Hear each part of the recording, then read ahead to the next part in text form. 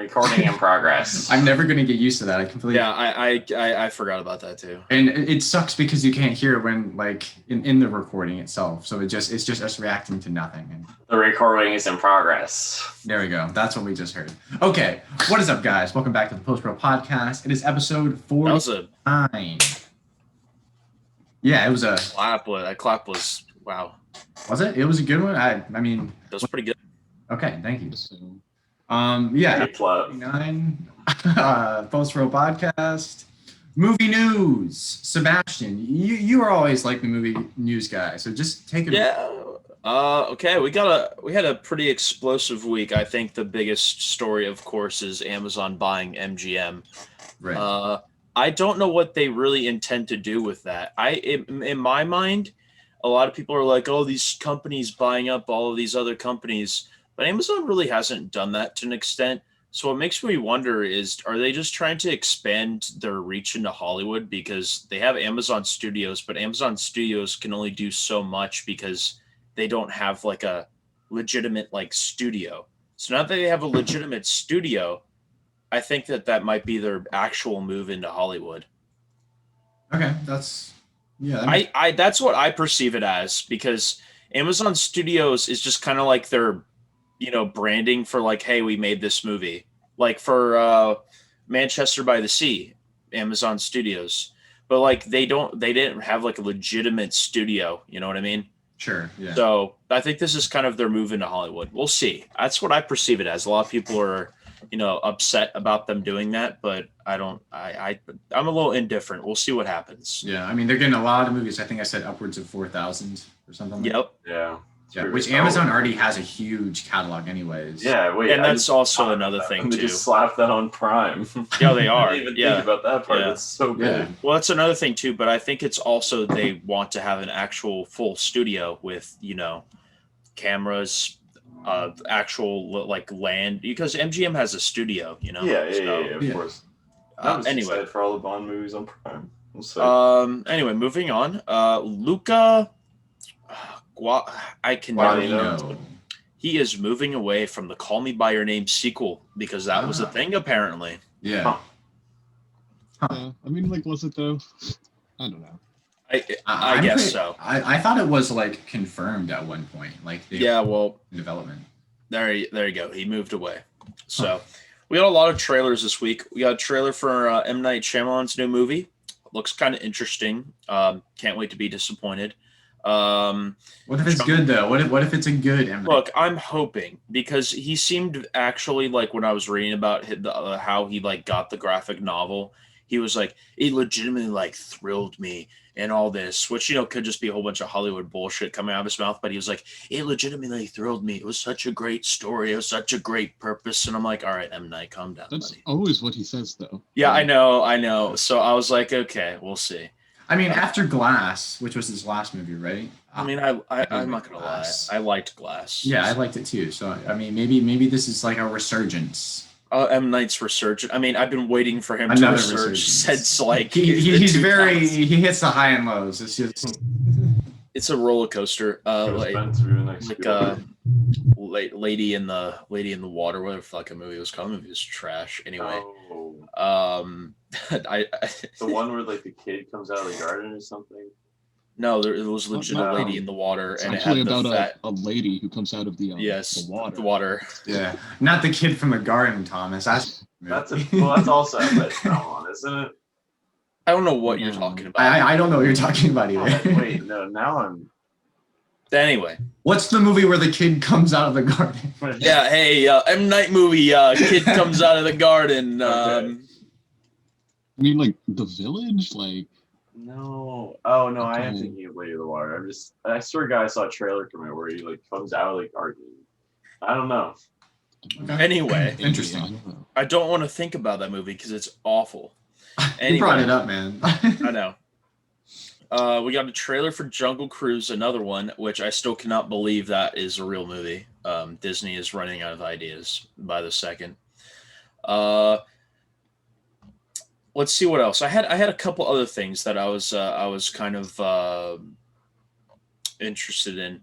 So we have Wes Anderson's The French Dispatch, to open in theaters October 22nd, 2021, and then it's going to premiere at Cannes. Which is the same day as Last Night in Soho and Cry Macho, which is Eastwood's new movie, and Jackass 4, which is really funny. All four of those coming out on the same day. Jackass 4. What a movie week. Oh, that is, speaking of Jackass 4, Johnny Knoxville's last appearance in Jackass will be with Jackass 4. He said that. He confirmed that. So, Ripton era, pretty much. I don't think they can do another Jackass movie without Johnny Knoxville, but okay. Oh, yeah. I think I mentioned this last week, but now it's been double confirmed. Dune is heading to Venice Film Festival. It's going to be premiering at Venice Film Festival like Joker did. A lot of other movies have. So very excited to hear the first reactions about that. Also, and speaking of Joker, that's that I was Joker just about to mention. Okay, yeah. Yeah, I don't know what the fuck's going on there because I keep hearing conflicting reports on Joker 2. Like, I keep hearing Joaquin Phoenix has, like, done so many interviews where he's like, yeah, I'd think about doing it. Yeah, no, I don't want to do a sequel. Yeah, maybe I do a sequel. And he just keeps flip-flopping. And then the same thing with Todd Phillips. Todd Phillips is like, no, I don't want to do a sequel. And then Todd Phillips, like, a couple months later was like, yeah, I'd be open to a sequel. And then they confirmed a sequel. Then there was another report of them deconfirming the sequel, and now it's like it's confirmed again. They're like, oh, Todd Phillips is going to be writing the script, and Joaquin's returning. So I'm like, I don't know what the fuck's going on. So when I hear anything about that, they actually start filming, I'll believe it, because I don't think it needs a sequel. But I would agree with that. It's a standalone movie. It's totally made for a standalone movie. But if they somehow can make a good movie out of from that, sure. I mean, I'll see. Last thing I will mention today is Aaron Taylor Johnson is going to be playing Kraven the Hunter, the iconic Spider-Man villain, in a solo movie. So Sony continues to do Sony continues to do their stupid solo movies, and Kraven the Hunter is one of my favorite Spider-Man villains. So for him just to be wasted in a movie without Spider-Man. Okay. Like, what the fuck's the point? Like, that's the other thing. Morbius? Why are you making a Morbius movie without Spider-Man? Why are you making even Venom without Spider-Man is awkward. That turned out pretty well, though, I would say. Yeah. Venom was terrible. One of the worst films of 2018. I agree. I hate Venom. Me too. I hate it as well. It makes me cringe thinking about it. All right, moving on. What we watched this week, unless anyone has any incredible news that I forgot to mention. I didn't have anything other than, Quiet Place 2 is out, Cruella is out, both of which have solid reviews so far. I'm going to see A Quiet Place 2 at some point. I also will be seeing A Quiet Place 2. Yeah. Maybe with the guys. We'll see. Maybe with the guys. Who knows? I'm not looking forward to seeing it, quite honestly, because I remember watching the first one in the theater and people wouldn't shut up in very intense scenes. I was like, can you stop coughing and on purpose, please? The crinkling of the wrapper. It was annoying as hell. People were doing it on purpose, dude. It was so fucking annoying. Sure. I was actually thinking about rewatching A Quiet Place tonight, maybe. So, but yeah. Other than that, if anyone has any movie news. No. Alrighty then. Noah, you have been gone for a while. Why don't you take us through a quick rundown of all the movies you have, or maybe the highlights, or hit them. I was gonna say, I so many of them are like, what would I even have to say about that? Noah gets 2 restarts. 2 restarts? Yeah. Okay. So you'll have an hour worth of time, or I mean, it would an hour be and 40 minutes. That, but yeah, an hour and 40 minutes. It'll just end up like Noah talking by himself. All of us are gone. Yeah, eventually we all just disconnect. Noah has to record his own Zoom, then just send you the footage. I don't think it would actually be that long. It's only like 15. But anyway, I'm not going to do all that. All right, so started it off with the Best Picture winner, The French Connection, which is pretty good. It's pretty solid noir by William Friedkin. Maybe not the best movie I've seen from 1971. What else have I seen from 1971? A New Leaf, I guess, but maybe it is. I don't know. It's pretty close. It is pretty good. So wait, I swear you've said this exact same thing before. Because we were talking about the 50th anniversary of movies. I think, Okay. right? All right. Am I crazy or like okay? But I had not seen The French Connection when I last said that, so I think that's why. Gotcha. Or was it when you were talking about Sorcerer? Didn't that come out? That's possible. No, that was like 75-ish. Okay. I had a crazy wave of deja vu right there. Yeah. Yeah. But French Connection, kind of hard to follow, as are a lot of noirs, but it doesn't really matter in the end. Funny Games, Michael Haneke movie. Wait, back up, Sebastian. What just happened? You got like a stanky face right now. Yeah, so it's completely unrelated to what Noah's talking about. I'm looking at Quiet Place 2. They're not showing it in Dolby. That's totally a movie I would want to see in Dolby, if I'm going to be quite honest with you, but they're not offering Dolby for it. I think that's kind of shocking. That is a little weird, yeah. Because that's totally a movie I would want to see in Dolby. You know what I mean? Because of the sound design and everything. Yeah. So anyway, continue on. I just thought that was weird. That is indeed weird. Anyway, Funny Games. It's a pretty fun, shocking little movie. It's a good one. Yeah, it's like a game of chicken with the audience, like who will look away first. Which is, pretty fun. Weirdly, not as like. There are only like a couple of things that are like it's like actually actively difficult to watch this. Right. And a lot of this it's just like, oh, this guy's leg is broken, but it's obviously not actually broken or like even made up to be broken, There's no like weird like eye gouging scene. There's one like super intense scene, but other than that, I don't know. So I guess like not exactly more tempered than I expected, because it is still like a difficult watch. But yeah. I guess just not exactly in the ways that I was expecting. Like much more psychological than physical, which is good. Watched Dark Star, John Carpenter's first movie, which so like I figured it out after I watched it, but apparently it was supposed to be like a student film that was like 30 minutes long, and then they just shot like 40 extra minutes of footage and put it in the movie, which really shows because it's really vignette-y and it doesn't really tie together very well. And it's much more of a comedy than like anything I've seen from Carpenter, in like a weird sort of absurdist way. But it is like basically a movie, I guess. I don't know. It's kind of weird. Also, like weirdly, what do you call it? Inspired by Dr. Strangelove, which is funny. Because there's like a talking bomb. Anyway, The Fury, Brian De Palma movie. Hey, what can I say except it's great, Great performances all around. Maybe Cassavetes is a little off the mark, honest. Well, not off the mark, just much less convincing than Kirk Douglas and the other person. Do I forget her name? Because I'm not looking at the movie right now.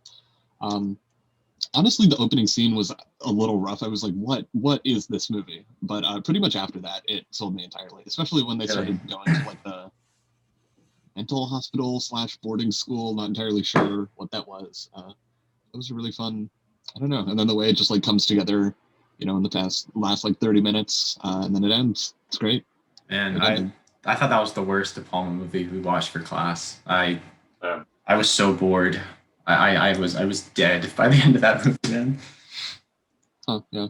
I mean, it definitely is not like even close to my favorite De Palma, but I mean, I still liked it. So did you log this? I don't even see it. No, I don't think I did. I think I forgot for whatever reason. And I watched Die Hard. So yeah. Nice. I'm guessing everyone likes that. I will get to it. I guess I'll go real quick. Because what did you watch? Fast 4 and Die Hard. All right. Wow, thrilling. Yeah, I know, right? What an action-packed week for you. Yeah. I don't know. Fast 4 was kind of fun. I don't know. These movies in theaters, they're just like they need it because I rated this quite a bit higher than I've rated a lot of the other like parts of the franchise. I feel like it's just because it was in a theater. These movies I feel like that's probably too because when we watched it, we were all bored out of our minds at my apartment when we saw it. Yeah. It was like the worst one at that point when we watched it. We were like, dang, this one's just like nothing's happening. So yeah. Theater experience. I'm so excited for Fast 9. It's gonna be amazing. All right. Collin. Yeah. So this week, going off of when we watched Man in the Moon last time, I was like, I kind of want to watch another Jim Carrey movie. So I saw that Mr. Popper's Penguins was on HBO Max, and I watched Mr. Popper's Penguins. And honestly, guys, it's not even that bad. I mean, it's like your run-of-the-mill, cliched, formulaic family comedy of sorts. It's got CG penguins and like divorced parents and like that. So it's very predictable and all. But honestly, Jim Carrey makes the movie. It's not a performance I find kind of overbearing by him. There are actually some pretty good jokes, and it's got penguins. So penguins are always good, I think, in movies. So Mr. Popper's Penguins, not necessarily good, but I kind of like it. Then Sebastian and I went and saw Guy Ritchie's new film, Wrath of Man, in theaters, and this was really good. It really surprised, I think, both of us. Yeah. It's not your typical Guy Ritchie you think of, where it's like kind of the dark humor and the crime shenanigans and such going on, like The Gentleman or Snatch or anything like that. It has its comedy, but it's not like, it doesn't have that Guy Ritchie flair that you kind of usually have in a Guy Ritchie movie. It's really weird. It's very different for him. Different tonally, but yeah, like visually and everything, it's incredible, and it's super intense. Like, I mean, I'm talking like, I was like floored the entire runtime. It was super intense, very dark in scenes too. And the score, man, I can't stop thinking about the score, Sebastian. It was a good score. It didn't grab me like it grabbed you. I thought it was a good score. It reminded me a little bit of like, speaking of Joker, reminded me a little bit of the Joker. I know, I text you. And interruption like 10, baby. There it is. Yeah. God damn it. I was on such a solid streak. It's okay. But anyway, what were you saying, Sebastian? Oh yeah, no, it just reminded me of like the Joker score a little bit. If like the Joker score was like even more intense. Yeah, but I really like the score. The action sequences were really good. The cinematography was great. I really liked it. And Jason Statham, I mean, it's nothing new performance-wise for him, but yeah, exactly. And it's a pretty solid movie. I wouldn't mind watching it again. I don't know. I actually think Jason Statham actually showed a little bit more range than he typically does in this movie. Not like not by a lot. I'm talking like a smidge. I'm talking by like the littlest bit possible. There's like a couple scenes in the movie. I'm like, oh, you know what? I'm like, Jason Statham showed just a little bit more emotion than he usually would in a scene. Like, it's not the typical, like Jason Statham funny guy. He's not really funny in this movie. He's honestly kind of fucking scary in this movie. Like, well, I mean, I don't necessarily think of Jason Statham as funny guy. But usually in the movies he's funny in moments. Yeah, but usually he's always the very serious. He's serious, but he has those like. But he does funny play it with quips. a like super comic tone. Yeah. Yeah. Okay. Fair enough. You know what I mean? Like he's always like the quippy one-liner or like the quippy like kind of like John McClane, but not really. You know what I mean? Like he's like the British. Like Shaw from but like he's funny, but in this movie that's what I'm saying. Yeah, he is scary. I wouldn't want to fuck with that guy, dude. Like definitely. John Wick on steroids. But yeah, Wrath of Man, pretty good. I'd recommend. After that, I watched this new little short film that came out not too long ago. It has Taika Waititi, Ricky Gervais, and some other big names. Well, you said Ricky Gervais, and you have me sold. Yeah, well, I mean, honestly, I didn't really like the short film, but it's this little short film called Save Ralph, which was apparently like commissioned by the Humane Society or something. I didn't realize that until I watched it. It's a little stop motion short about a test bunny, and he's being documented by a documentary crew. And it was really well made. Animation's great.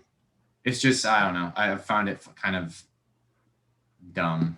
And that's all I really have to say about that. It just felt like an ad more than anything for like the Humane Society rather than a little short film. But then after that, I watched Argo the other night. I saw that.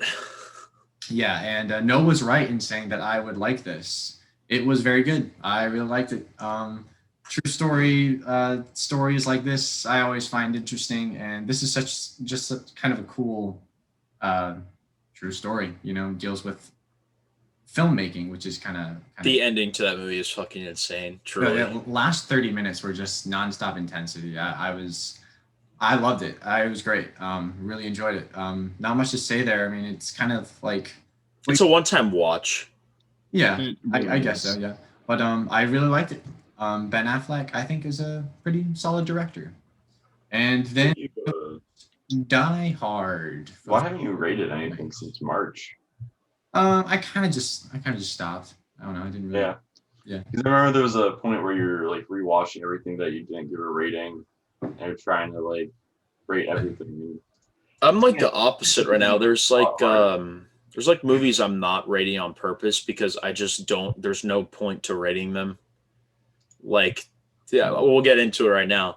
I started off the week with Die Hard, so just getting that out of the way.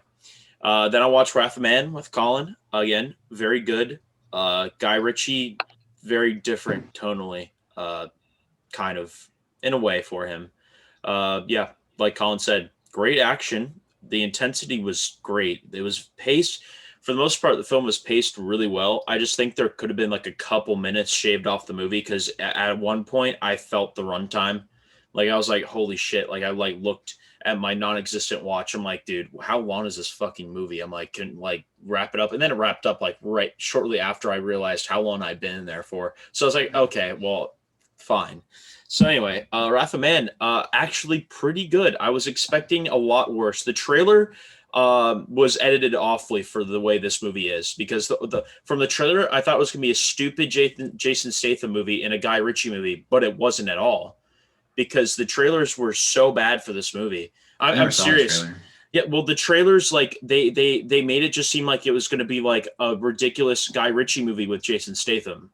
And that was it. But it wasn't that at all. It was way smarter than the trailers made it feel like it was going to be. So that's why I was confused when we were watching the movie. I'm like, the fuck? I'm like, okay. So anyway, very good. Army of the Dead, not so good. I was really hoping Zack Snyder would just hit it out of the park with this one because it's been the year of Zack Snyder. He's been fucking everywhere. You can't get away from the guy. All you hear about is Zack Snyder. I was really hoping that he returned to his roots because I love Dawn of the Dead. Dawn of the Dead's probably my favorite zombie movie. And not even George A. Romero's version. Zack Snyder's Dawn of the Dead is incredible. I was really hoping he would return to that. And yeah, he didn't at all. It was just a terrible plot, terrible fucking script. The script was so cringe. There were so many just awkward, not funny moments. And no chemistry between the characters at all. Really dumb character decisions that made zero sense. And the ending was trash. The ending was really bad. So the things I liked, the VFX were very good. Some of the best VFX I've seen actually in recent memory for what they were doing with it. Like they had to like map out. Vegas was all like CGI. And then Tig Notaro was green screened into the movie to replace Chris D'Elia after the shoot.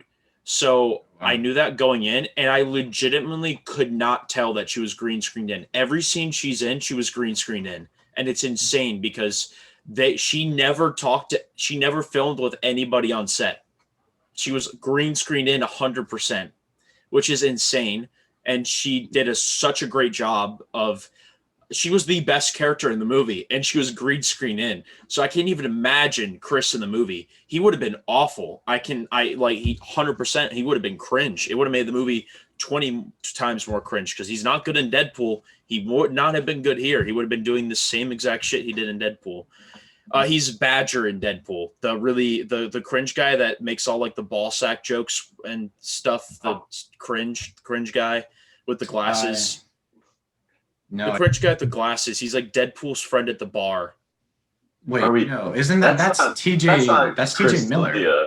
Oh yeah, I'm thinking TJ. Fuck, whatever. Chris D'Elia. I don't even know what the fuck he's been. Why did I think of TJ Miller? Isn't his character's name Weasel anyway? Yeah, I fucking forgot. Whatever. I mixed up the actors. Whatever. Chris D'Elia is like a literal like sexual assaulter, so he got removed out of the movie. Anyway, rest in peace.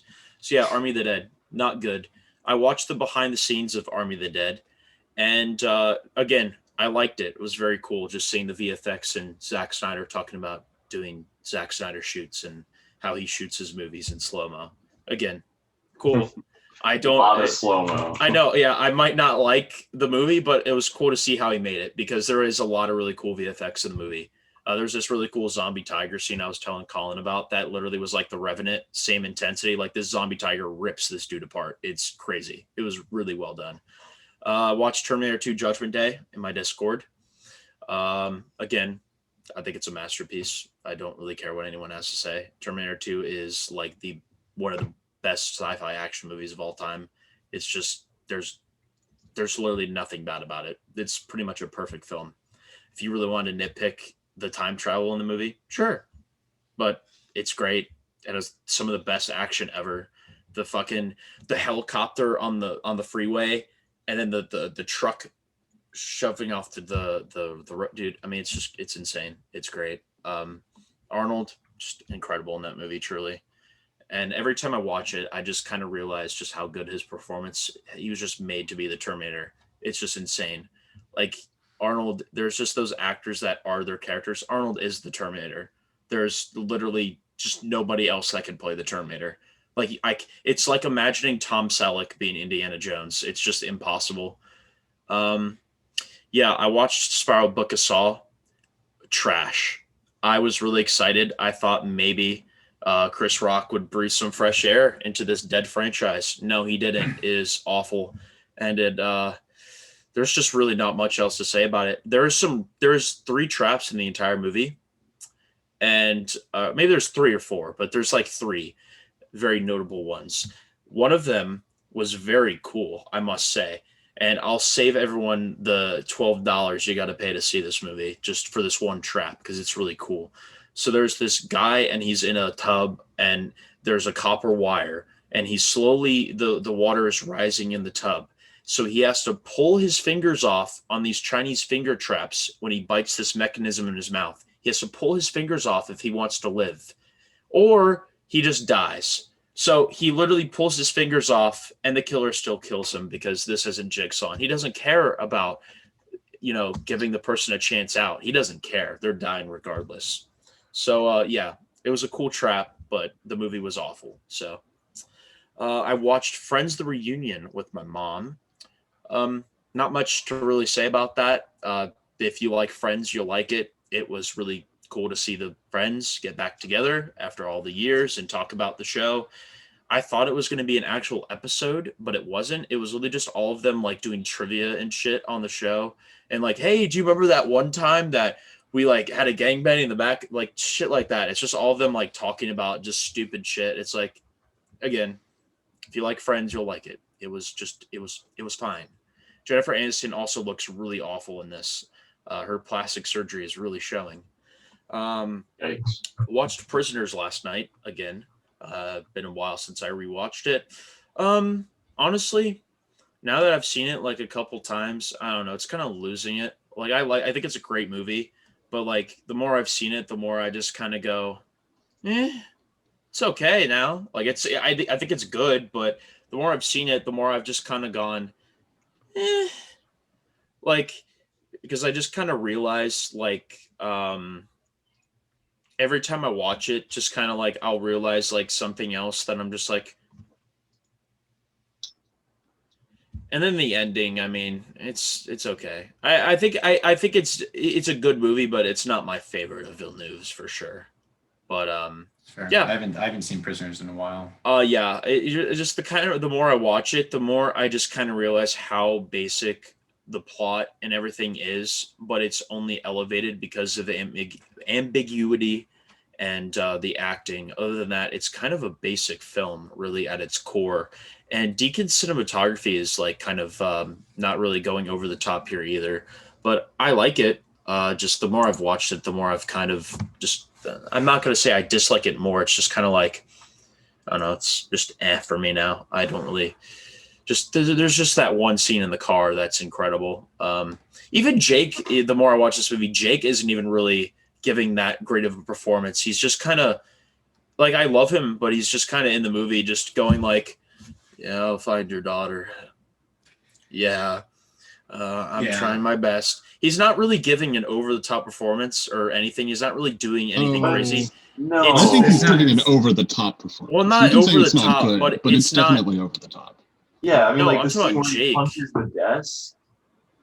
Like, are you talking Oh about? yeah, Yeah, he threw a keyboard on the floor. was pretty over the top. Hugh Jackman is the one going over the top in this movie. Hugh Jackman should have been nominated for an Oscar. He got snubbed because his performance in this movie was great, especially the one scene where he's just beating the fucking shit out of Paul Dano and where is she? The hammer. The hammer. Yeah. Yeah, that's great. And then the car scene where Jake is like, again, acting great. Just the more I watch it, the more I just kind of get indifferent about it now, which is kind of a shame because it is a really good movie. But yeah. And then I watched the beginning of the week. I watched Die Hard. Come out to the coast. We'll get together, have a few laughs. Die Hard.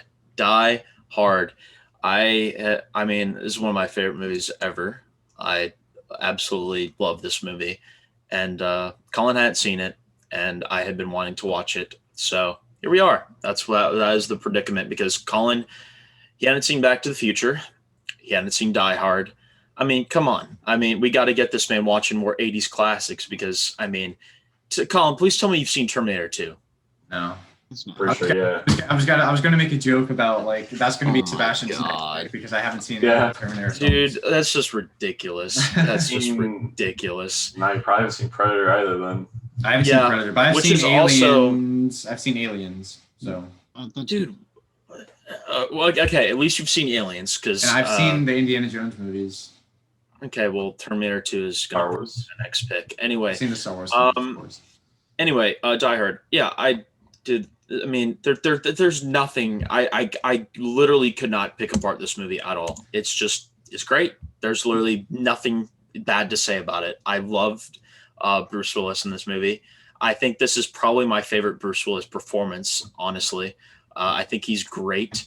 From the first frame of the movie, you love this guy, and it's just pretty for an action movie. It's pretty hard to do because the action is there from the beginning. Like, bam, action. Here's the scenario. Bam, we're in it. Terrorists invading the building. They want the money. It's just. Yeah, I mean, it's just the action formula put to a T. I mean, it's just great. fucking Die Hard. I don't know. I've never met a person who doesn't like Die Hard. There's no movie like Die Hard, and every movie wanted to be Die Hard after it, but they couldn't be Die Hard. I've met people who will argue their lives out that it's not a Christmas movie. It is a fucking Christmas movie. It is a Christmas movie. You want to know why? And we're going to put into the debate right here. It's literally, at its core, Die Hard is about a man who is trying to do anything to see his family. At Christmas. It is a Christmas movie. That's it, dude. It takes place at Christmas. He's trying to get through this really awful situation so he can see his family. And at the end of the movie, he does. He gets to see his family. And that's the end of that. Die Hard is a Christmas movie. I don't care what anyone has to say. It is a simple Christmas movie. So I know all of us obviously have seen it before. So Collin, first time watcher, Die Hard. First time watching it, obviously it's well made. The action sequences are incredible. The set pieces are phenomenal. The finale in particular, I found to be like a mind blowing in terms of special effects and all that was happening. I was like, wow, this must have been crazy to shoot. The helicopter. Not only the helicopter, but like when the big explosion goes off and like the building is kind of like collapsing, and Bruce Willis is running around like, oh my gosh, that I was like, whoa, that's crazy. But yeah, about midway through the movie, I really was like, I was enjoying it, but I wasn't like blown away by anything. I was just kind of like lukewarm to it. I was like, yeah, this isn't bad, but I don't know, for whatever reason, nothing was really grabbing me, I guess. I liked how it throws you right into it. I like how simple and effective the story is. I like the villains. I think Alan Rickman is the best part of this movie, in my opinion. I like John McClane as protagonist. I like Hans Gruber as the antagonist. I think the whole heist stuff going on is a lot of fun, pretty cool. I like seeing that dynamic between this cold, calculated but very intelligent, villain, and then sort of the hero who's kind of improvising things as he goes along. Like it makes for some fun tension and all. I think I just wasn't really expecting how campy this was going to be, which I should have, because it's an 80s action movie. But some of the humor and tone did throw me off at first. I wasn't expecting as many like jokes. Like the whole limo driver, his character, I was like, what the heck is going on with this guy? Oh, yeah, that's Argyle, dude. Argyle, man. I mean, there were some funny jokes, but I was like, what is... By the way, fun fact, dude, he listens to that same song. He's just bumping. If you watch it again, it's the same song. Every time you cut back to him, he's been in there for like 3 hours, and the guy's still listening to the same song. Yeah, I know, dude. He's still going. It is kind of funny to think that he's just sitting. Yeah, he's just in there. Stuffed teddy bear. Like nothing's wrong. Like, it's been 3 hours. He'll call me eventually, I guess. It's just, that is kind of funny, I guess. He's loyal. He's good at his job. He wants that tip. Remember? Like he's like, remember that tip, and he's like, all right, and he just goes in there. Honestly, but no, dude, it's so quotable too. There's so many quotable lines in this movie. I quote this movie a good bit. I mean, quite honestly, I think like literally this is my favorite scene in the movie is just such a not even it's a good scene. It's when John McClane jumps off when the roof explodes, and he goes, I don't want to die. Please don't let me die. I don't know. I love that quote just because there's not many action heroes that are grounded like John McClane is. Like, he knows he's in a fucking awful situation, and he just needs to just survive. He needs to get out of here. And I just love that he's I love when he talks to himself and he knows how shitty his situation is. Like, when his fucking toes are bleeding, he's bleeding all over the place, and he's just like, please don't let me die. Yeah, that was a great scene too. I really like when Hans tells Carl to shoot out the glass, because he knows John McClane doesn't have any shoes or socks on. So that's a great scene too, when he's talking to Hans face to face, and he has I'm assuming because he had the unloaded gun because he wasn't trusting him, but he legitimately, I don't think he knew that was Hans. But I love that scene of him just both of them talking to each other, and they're not he doesn't know that's Hans. Hans knows it's him. That's a great scene. I really like how smart this movie can be in certain plot points and stuff, because using the walkie-talkie, everyone can hear one another, and that's played throughout the film. It never is forgotten or lost, or there's no coincidental stupidness where it jams out or something like that. So also, I really liked Sergeant Al. Yeah, Al is I told you he's great. Likable guy. He's great. Yeah, I love dude, that's what I'm saying. The movie, it's honestly pretty tense at a lot of times. Even the more times I just watch it, when Al walks into the fucking plaza. By the way, the cops in this movie are stupid as fuck. I mean, I gotta be honest. Yeah. But that's just kind of a thing they have to do. Cops are just dumb in general. But anyway, they have no idea. First of all, they call off the fire people. They send one cop to go investigate this guy who they heard gunshots on the phone call. They're just get off this channel. This is emergencies only. He's like, I'm getting fucking shot at. And they send one guy, and it's just Al. He was just trying to get some Twinkies for his wife. Yeah. He was just trying to get some Twinkies for his wife, and he just walks into this absolute clusterfuck. Welcome to the party, pal. I mean, it's great. But that ending. I think that was something else I just wasn't too fond of in the movie. Some of the minor cliches that stick out, the dumb cops, the macho FBI guys, which just get blown up. Yeah, I was like, ugh. Or the douchey business guy who worked with John McClane's wife. I fucking love that scene. Though. I cannot wait for this guy to get shot. And then he did. I was like, thank God. I freaking hated Ellis. No, I love that one scene though, where he thinks he's the smartest guy ever. He's like, I'm gonna negotiate with these terrorists. And he's like, Hans, I'm your guy. It literally felt like something out of American Psycho, how those guys would talk. Oh yeah, no, I love that scene though. Because Hans is just oh my fucking God, I can't wait to kill this guy. Yeah, you could see how condescending he is towards him. And then so the finale. Let me talk about the finale real quick, because I loved the action scenes of the finale. I loved the intensity and stuff. But like this was another thing that kind of went along with like some of the cliches. When Carl like rises from the dead again, and shows up. I was like, okay, that's pretty stupid. I didn't think that. Come on, man. Al got his redemption. Clear that he's like not dead though.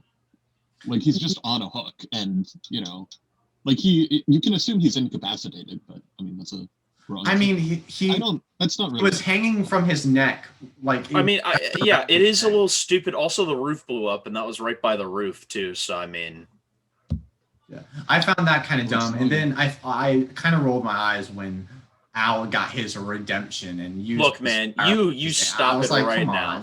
You stop it right now. I'm sorry, but that was just too silly. But look, man, it is like. Yeah, definitely like the weirdest moment in the movie. It's silly, but and come then on, man. The score swells, and I was just like, Al got his redemption, man. And then you had a problem. I saw you had a problem with John, like getting with his wife, like him, like. I don't know. I felt like I like the ending was nice, but I was just like, okay, they're just gonna like drive off in the limo now, whatever. Yeah, that's like exactly it's literally like a Western ending. Like, come on. I know. I just like it's fine. It's just. I don't know. That was good. Well, I think it's just. I honestly think just the way John McClane's character and it's written and the way it ends is pretty great. Like his wife changed her maiden name, and they have really bad ties, and he is still in New York doing his job. She's out in L.A. And they have that argument at the very beginning of the movie, and then the fucking shit happens. Yeah. I have nothing wrong with the plot of the movie. I actually thought as simple as it is was super effective, and like I said, I like how it throws you into it from the beginning. There was just like little things throughout that I found kind of. I'm telling you, attracting. Like once you watch it the again, acting was bad. Some of the dialogue was dumb. The humor and tone didn't really work all the time for me. There's one scene that always confuses me, to be quite honest with you. When Hans tells Carl to shoot the glass, he says it in German. Yeah, it's like the Carl, guy forgets his native dialect for a second. I'm like, wait a second. It was literally just so he could say it in English, so the audience would know what was going on. I found that stupid because it's like, come on. I realized that this viewing, I was like, wait, you've been speaking German this entire movie, so you're telling me you forgot this one time German? Unless Hans is speaking in like another language, did you just forget your language? I thought that was weird, but yeah. Anyway, other than that, I mean, yeah, no. Every time I watch this movie, it just gets better, and each time I watch it, I've noticed some flaws. Of course, there are some flaws. Every movie has a little bit of flaws, but this movie is almost flawless in terms of an action film. It is great. The action is fantastic. Dude, I mean, come on. This movie was what 88, and it's still referenced and watched to this day. It's a Christmas classic. No, I mean it holds up extremely well. You get why it's a classic. It is It's incredible. And this dude also directed Predator, and Predator is also just as good as this. Like the only part that really kind of threw me out of like the action was when John McClane was able to like jump to that ledge in the elevator shaft. I was like, okay, no, he'd be dead. he's dead. Come on. I mean, like, I don't disagree exactly, but like. It was literally that one moment. I mean, it wasn't a big thing at all. It was just like, okay. Okay, yeah. Yeah. But yeah, I mean, I thought it was good. Now you have the incentive to watch at least Die Hard 3. Will I? Yeah, dude, Die Hard 3 is actually really good as well. Okay, well, if I watch Die Hard 3, I'd have to at least watch Die Hard 2. No, yeah. Skip 2. Then I'm not watching Die Hard 3. All right, so so what you gotta do, you watch Die Hard 3, then you gotta skip to 6, go back to 2, go to 5. Okay, yeah. I would agree with Thomas. I'd agree with Thomas here. Skip 2 isn't bad. It's just not. It's fine. It's just not legitimately. It's just so weird how 2 is fine. There's nothing like overtly bad about it, but it's just John McClane at an airport, terrorists. That's it. Then 3 has Samuel L. Jackson. And then here's where I'm going to grab you. And this is what's going to make you want to watch it. Okay. Jeremy Irons, I believe. It's Jeremy Irons, I think. He is, right. Yeah, he's the villain, and he's Hans Gruber's brother. And yes, and he comes back for revenge. And Nice. yeah, dude, it's awesome. Like, it's awesome. And then you have Samuel L. Jackson and Bruce Willis acting off of each other, and it's great. Like, 3 is awesome. And then after that, Forget about it. Yeah. Yeah. The 1, 2, 3 are like great. I don't mind 4. But yeah, 3 is legitimately awesome. I love 3. There's some really cool, because it's in New York, like in the heart of New York. So there's all these stunts. There's like this subway stunt that's fucking insane. You gotta watch 3. 3 is great. Trust me. 3 is awesome. Maybe I will sometime. Who knows? You like action movies, dude. 3 is awesome. Okay, I'm not gonna make any promises. I'm not gonna make any promises. You're gonna watch Terminator 2. I don't know how the fuck you haven't seen Terminator 2. I'm gonna make you watch Terminator 2. Seriously, dude? I just don't get it. So you hadn't seen Die Hard, you hadn't seen Back to the Future, and you haven't seen Terminator 2, and you're like, what? I'm gonna say it now. I think you're going to like the first Terminator more than the second. Gonna place a bet. Yeah, I would probably bet. You Okay. do have to watch both of them, but I'd bet. Yeah, Noah's probably actually right with that one. All right. Because let me guess, you like Alien better than Aliens. Oh yeah, Alien is so much better than Alien. Then exactly, you're probably gonna like Terminator better than Terminator 2. Yeah, I mean the Terminators are closer than the Aliens, though. Yeah, but Terminator 2 is just like everything is good. There's like nothing bad in that movie. There's literally not a single weak plot point. It's just paced so well, and it has some of the best action. The action in that movie still holds up too. I mean, Colin, have you seen some of the action in that movie?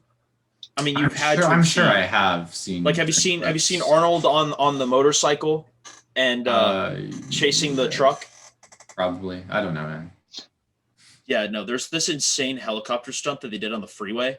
That shit is insane. I've seen the Terminator show at Universal.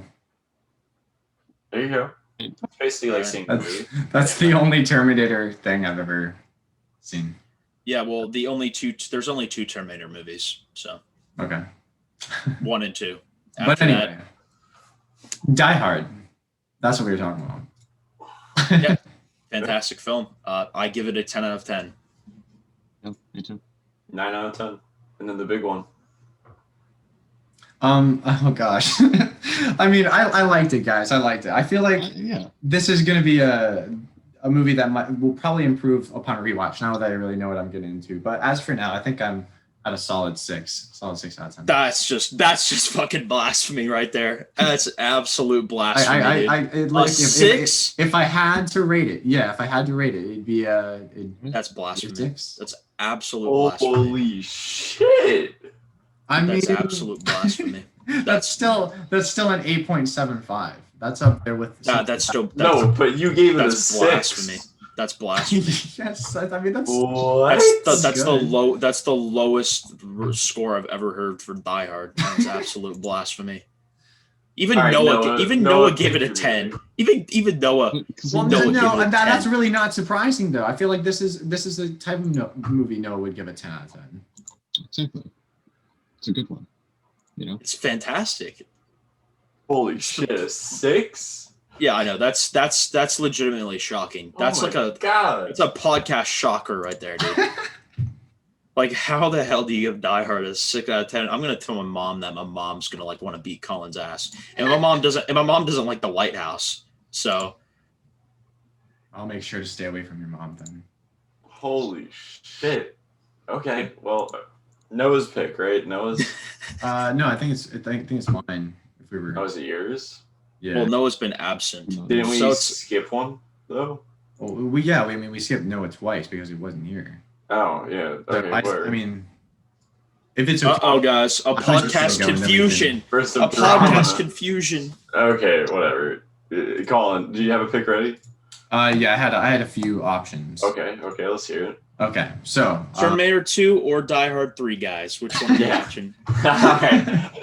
Cut that. We're skipping ahead. It's Sebastian's pick again. Yeah, it's Sebastian's pick again. Okay, so I was looking at some possible options before we started today. I have 3 choices, and it's up to us to decide. Okay, so the first one is Kevin Costner's Waterworld. Look, I actually want to watch it. I want to see just to see like how bad it is, or oh no, dude, I don't want to fucking watch Waterworld. So you give Die Hard and you want to watch Waterworld, dude? Waterworld? Fuck no. Hell no, we're not watching Waterworld, oh my dude. Gosh. Dude, Collin. Like I feel like I'm getting attacked this entire episode. Oh, dude, Collin, Waterworld is fucking awful. I hate that movie. We are not doing that. No. Okay, very well. Unless you want to hear me bitch about Waterworld for like an hour, because I will do it because it's awful. Then I guess that's off. That's off. So then we have I don't know if it's Japanese or if it's South Korean, but it's an action thriller movie called I Saw the Devil, which sounds pretty interesting. I'd like to see that. Heard of that. And then the last option was a like an isolated thriller with Ryan Reynolds, surprisingly, called Buried, about this guy. He's stuck in a coffin. He's buried alive and has to get out. I heard it's pretty good. So Ryan Reynolds. Yeah, I'm actually kind of. I'm going with the I Saw the Devil. Yeah, let's do that. But I'm actually kind of curious about that Ryan Reynolds movie now. It's called Buried. Yeah, it's called Buried. It's been on my list for a while. It's amazing. Is it actually? No. Did you hear the sarcasm in Noah's voice there? Oh well, it looks interesting, but I mean, that's me. Okay.